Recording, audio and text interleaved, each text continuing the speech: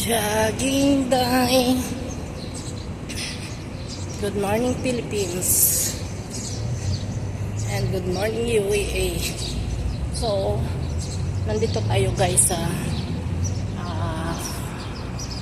tawag nito Takori Park kasi mayroon doong malaking takore yung painitan ng tubig.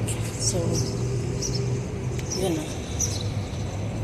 maganda pala mag walking pag umaga kasi hindi pa mainit masyado. Singaw ba? Wala pang singaw-singaw. Mga singaw na sasakyan. Kaya, yun, parang maliwanag pa. Oh?